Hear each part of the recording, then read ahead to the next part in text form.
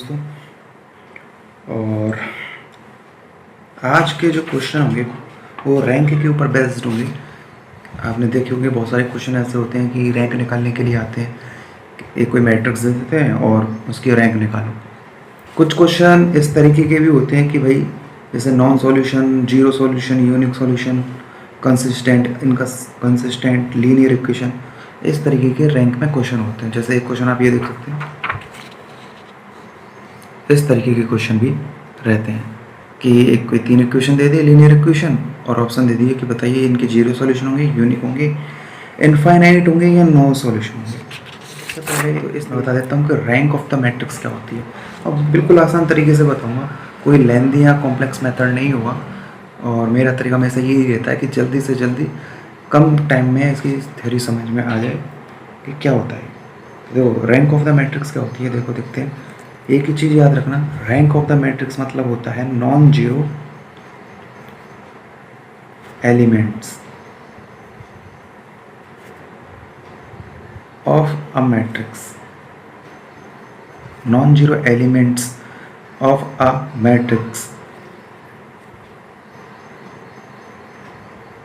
Produces matrix rank. कहने का मतलब क्या हो गया कि किसी भी मैट्रिक्स में जितने ज़्यादा highest number of the non zero elements will they produces the rank of the matrix. तक आपको आ गया होगा कि पहले तो समझना ही होगी रैंक ऑफ द मैट्रिक्स क्या होती है। दूसरा, रैंक ऑफ द मैट्रिक्स निकालने के मेथड क्या होते हैं। इसके मेथड सिर्फ 2 होते हैं, होने को बहुत होते हैं लेकिन हमको डील करना सिर्फ 2 मेथडों से। फर्स्ट मेथड होता है माइनर मेथड, जिसको बोलते हैं डिटरमिनेंट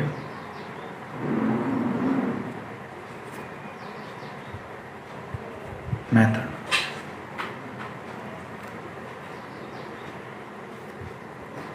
और सेकंड होता है एशिलॉन मेथड। एशिलॉन मेथड या फिर एशिलॉन फॉर्म ऑफ द मैट्रिक्स।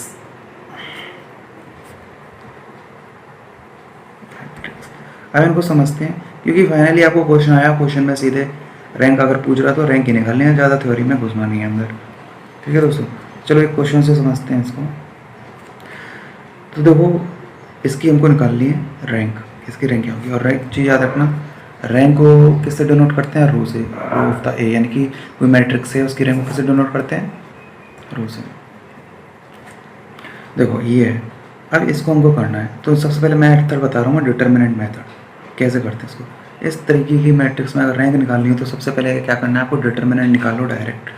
तो जैसे इसका डिटरमिनेंट निकालेंगे तो क्या आएगा, यहाँ पर ये दोस्तों -3 यहाँ पर आएगा और ये प्लस का 2 है, यहाँ पे ये माइनस ही है, ध्यान रखना ये माइनस है इधर, और यहाँ एक 3 की जगह क्या हो गया, -3 हो गया, ये देख लेना आप। ठीक है, देखो तो 2 लेके क्या हो गया, 3 - 3 -9 माइनस और 4 2 सा 8, यानी प्लस का 8 हो गया। क्या हो जाएगा यहाँ से 8 9 कितना, -1 और ये 2 -2 हो जाएगा ऐसे। तो कितना हो जाएगा, ये आंसर 0 है, यानी कि डिटरमिनेंट की वैल्यू क्या निकल के आ गई, 0 आ गई। देखो अब इसका मतलब ये है कि अगर डिटरमिनेंट की वैल्यू 0 निकल के आ गई है तो ये कंफर्म है कि इस मैट्रिक्स की जो रैंक होगी वो कभी भी 3 तो नहीं हो सकती, 3 तो नहीं हो सकती।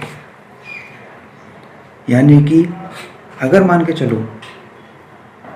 चलो ये कोई वैल्यू निकल के आ जाती, जैसे 2 आ जाती, 3 आ जाती, इसका मतलब ये हो गया कि देखो इसका अगर डिटरमिनेंट की एक प्रॉपर्टी होती है, वो प्रॉपर्टी क्या होती है मैं यहाँ लिख देता हूँ। प्रॉपर्टी ऑफ डिटरमिनेंट होती है क्या, कि if determinant of matrix is 0 होती है देन देयर मस्ट एटलीस्ट 1 रो और 1 कॉलम शुड बी 0। समझ आए बात, अगर किसी डिटरमिनेंट की वैल्यू 0 होती है तो कोई एक रो, एटलीस्ट 1 रो और 1 कॉलम मस्ट बी 0, ये प्रॉपर्टी होती है। अगर ऐसा, अगर देखो जीरो, अगर कोई एक कॉलम हो या एक रो कोई जीरो हो गई तो कितने नॉन जीरो सॉल्यूशन आएंगे इसके, नॉन जीरो एलिमेंट होंगे, दो रो होंगी या दो कॉलम होंगे। इसलिए इसकी जो रैंक होगी वो कम से कम 3 तो नहीं होगी, 3 से कम हो सकती है, 2 हो सकती है, 1 हो सकती है। इसके बाद में एग्जैक्ट फाइंड करने के लिए क्या करते हैं डिटर्मिनेंट मेथड में, कोई एक माइनर मैट्रिक्स ले लेते हैं उसी मैट्रिक्स में से जो ओरिजिनल है, और ये देखते हैं कि उस माइनर मैट्रिक्स में ज़ीरो बन रहा है कि नहीं बन रहा। लेकिन लेने कितने की है, 2/2 की लेनी है मैट्रिक्स, ठीक है ना। जैसे कि यहाँ पर जैसे ये बना लिया हमने 2 0 1 3, या फिर 1 3 माइनस के 1 -2, 0 2 ले लो, 3 4 ले लो, 3 4 ले लो, माइनस के 2 ले लो। तो जैसे मैंने ले लिया 2 0 और 1 3। अब इसमें देखते हैं कि इस डिटर्मिनेंट की वैल्यू जो आएगी वो क्या आएगी 2/2 में। तो 3 × 2 6, 1 × 0 0, यानी कि नॉन ज़ीरो आ रहा है। इसका मतलब ये हो गया कि अगर नॉन ज़ीरो है तो एटलीस्ट दो तो नॉन ज़ीरो सॉल्यूशन इसके होंगे, दो नॉन ज़ीरो एलिमेंट्स होंगे। इसलिए इस मैट्रिक्स की जो रैंक हो जाएगी वो कितनी हो जाएगी, 2 हो जाएगी। सपोज यहाँ 0 हो जाता, 3 2 6 और इधर भी -6 करके 0 हो जाता, फिर नेक्स्ट चेक करते उसमें भी 0 हो जाता, फिर दूसरी देखते इसमें भी 0 हो जाता। यानी कि अगर 2/2 की मैट्रिक्स लेने पर भी, माइनर मैट्रिक्स लेने पर भी अगर 0 आ रहा है, यानी उसकी डिटर्मिनेंट की जो वैल्यू है वो 0 आ रही है, तो इसका मतलब उसकी रैंक जो होगी वो 2 भी नहीं होगी। क्लियर है दोस्तों। तो इस तरीके से यहाँ पे देखो आगे हमने क्या किया, टेकिंग ऑर्डर ऑफ 2 माइनर, क्या ले लिया मैंने, जैसे M11 ले लिया तो क्या आया था वो 2 0 1 3, यानी क्या बना था यहाँ से 6 - 0, यानी कि नॉन ज़ीरो हो गया ये। इसलिए इस अगर नॉन ज़ीरो है तो इसका मतलब ये हो गया कंफर्म कि इसकी जो मैट्रिक्स है, इसकी जो रैंक होगी वो क्या होगी, 2 हो जाएगी। अगर मान के चलो ये 0 ही आता तो इसका मतलब 2 भी इसकी क्या नहीं होती, रैंक नहीं होती। क्यों नहीं होती, क्योंकि हमको मैक्सिमम क्या चाहिए होते हैं, नॉन ज़ीरो सॉल्यूशन चाहिए होते हैं, नॉन ज़ीरो एलिमेंट्स चाहिए होते हैं, इसलिए। तो आई होप ये आपको क्वेश्चन समझ में आया होगा। बस ये देखना है मैं रैंक निकालने के लिए कि जितने ज़्यादा अगर पॉसिबल ज़ीरो मिल रहे हैं, जितने ज़्यादा ज़ीरो मिल रहे हैं तो उनको आप बनाते जाओ। फाइनली जो नॉन ज़ीरो एलिमेंट्स होंगे, रोज होंगी, कॉलम होंगी, वही इसकी रैंक हो जाएंगे, चाहे वो 1 हो चाहे वो 2।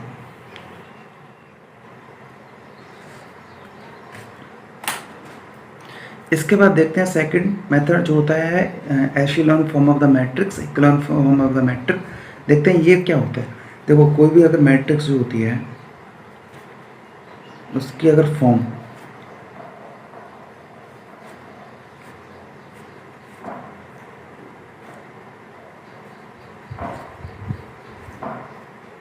इस फॉर्म में हो, यानी कि एक तरह से अपर ट्रायंगुलर के फॉर्म में हो, तो यही क्या होती है, echelon form of the matrix होती है।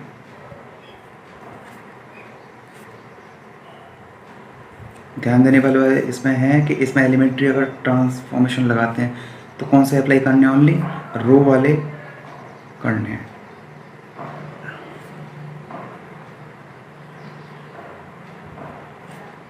ना कि कॉलम वाले।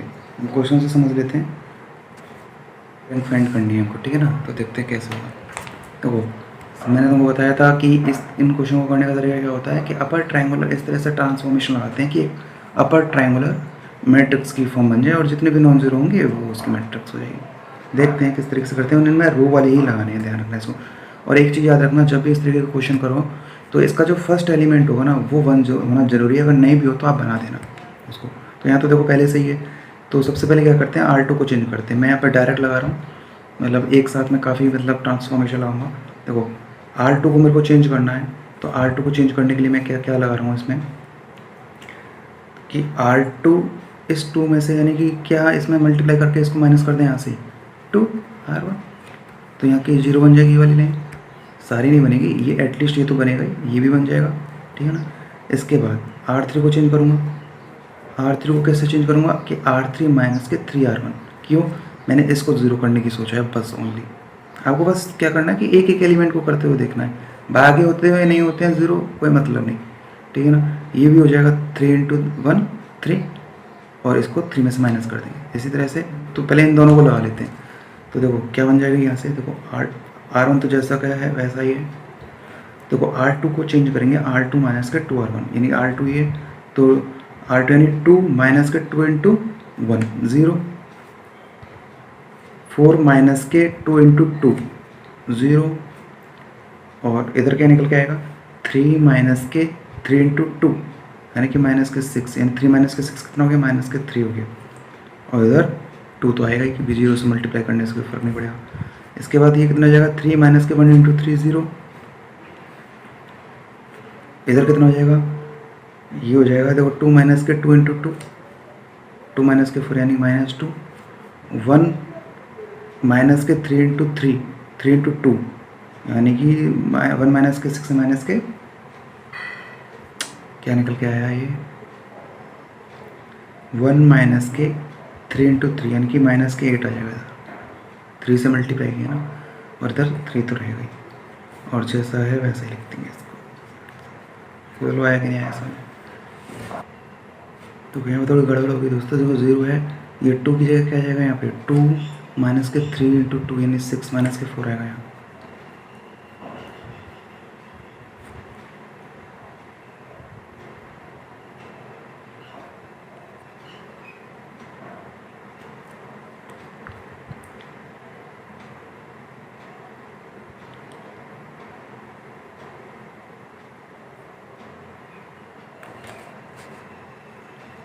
इसके बाद क्या करेंगे दोस्तों, R4 को देख लेंगे।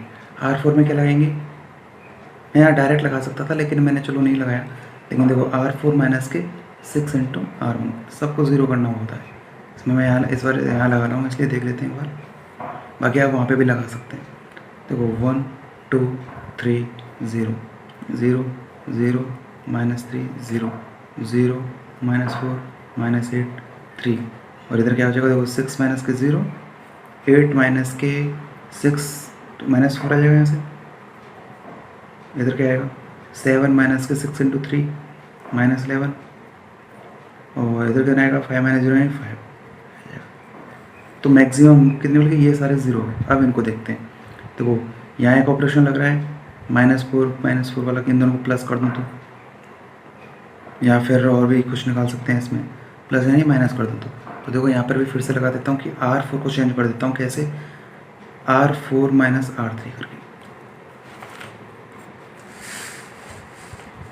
तो क्या बनेगा यहाँ से 1 2 3 0 0 0 माइनस 3 0 0 माइनस 4 माइनस 8 3, देखो 0, R4 को चेंज करना है तो क्या मिलेगा देखो हमको, देखो ये कितना हो जाएगा 0, ये 0 हो जाएगा, और R4 माइनस के 11 माइनस माइनस प्लस 8 कितना हो जाएगा, माइनस के 3 हो जाएगा, और इधर कितना हो जाएगा 5 माइनस 3 2 हो जाएगा।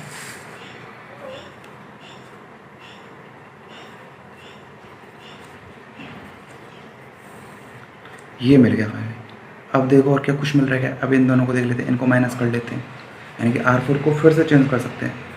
क्या चेंज कर सकते हैं, R4 equal to R4 minus के R2,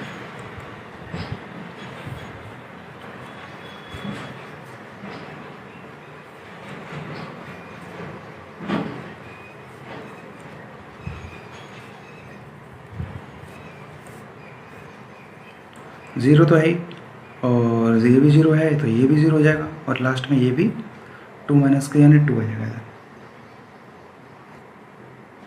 कुछ गड़बड़ हुई है दोस्तों यहाँ पे, देखो यहाँ क्या गया था, देखो यहाँ 2 ही रहेगा, 2 माइनस के 2 R2 माइनस के 2 R1 था, तो देखो यानी कि 2 माइनस के 0 है 2 ही आएगा यार, सॉरी।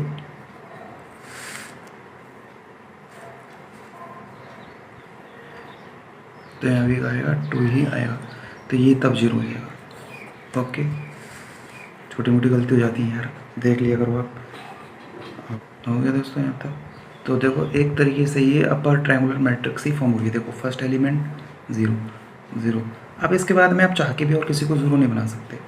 देखो इसको अगर करोगे यहाँ से, अगर इसको 0 बनाने की कोशिश करोगे तो देखो 2 इंटू 2 कितना होगा 4, और इनको प्लस कर दोगे 2 इंटू 2 करने ये चेंज हो जाएगा, इसलिए कोई फ़ायदा नहीं है।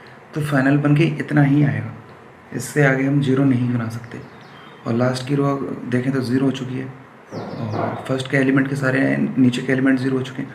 तो मैक्सिमम केस में बस इतना ही, मैक्सिमम से मैक्सिमम यही कंडीशन हो सकती है लास्ट जाके। तो इसकी रैंक, इसकी क्या मैट्रिक्स, ये जो मैट्रिक्स किसकी रैंक क्या हो जाएगी, इस मैट्रिक्स के अगर ये ए है तो इसकी रैंक हो जाएगी कितने, 1 2 3।